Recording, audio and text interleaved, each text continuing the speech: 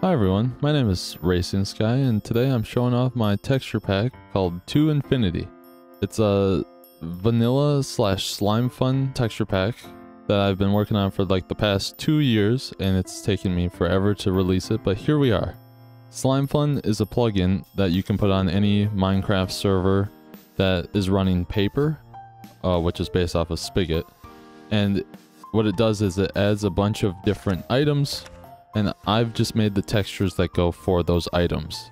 And as you can see, I have done a ton of resources and just anything you can imagine.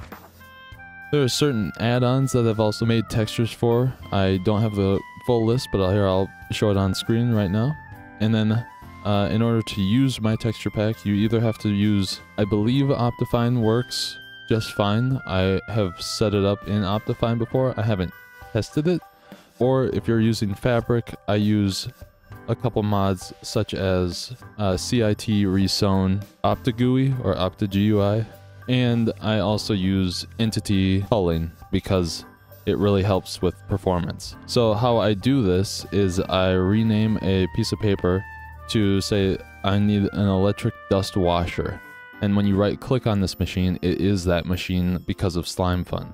But I rename a piece of paper to the name of the machine, and then it gives me an overlay. So all of these are in item frames on the back side of the block.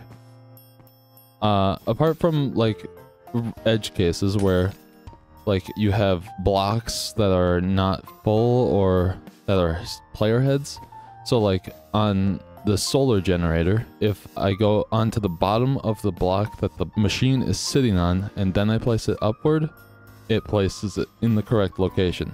So there's a couple of those, like when you get to player heads are a little bit finicky, but if you rename a piece of paper to coal generator and put it on the bottom of the block, then player heads will show up with the machine.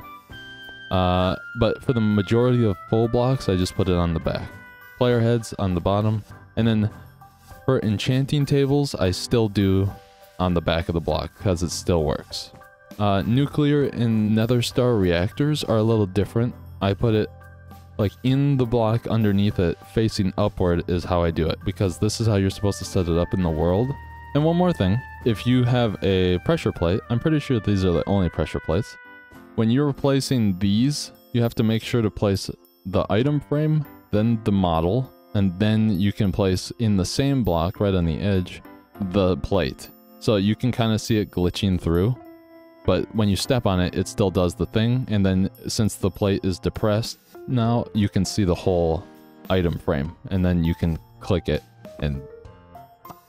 actually, you know what? You could stand right on top of it, now that I think about it, but... Anyway, so if you go into the zip folder where I have this resource pack, you'll find a HTML file that is a website that I've made showing all of the various textures, and if you open it, when it's zipped, you won't see any of the various textures like this block or just anything.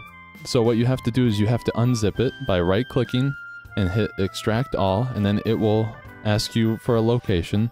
You pick a location, it doesn't matter. And then if you open the non-zipped directory of where the website is, then it will know where to look for images. So the one on the left is what it looks like when it's zipped, and then the one on the right is what it looks like when it's unzipped. So you don't even have to worry about this if you don't want to use the website, but I find it useful for searching specific things. Like say, hey, I wanted the Blade of Vampires, but I'm not actually playing Slimefun. It's a golden sword, so if you take a golden sword and rename it Blade of Vampires, you will get that texture. It's just as easy as that. But then I also have just some basic vanilla stuff, like rails, like I made them 3D because I thought that was warranted. Netherwart stages as different colors, like this is really dull and then it's really vibrant towards the end. It should be fun. I hope anyone who checks out this pack, they have a good time, and if I missed anything, I'll have it in my Modrinth page. So anyway, thanks for stopping by and checking it out. I hope you guys have a great day. Bye!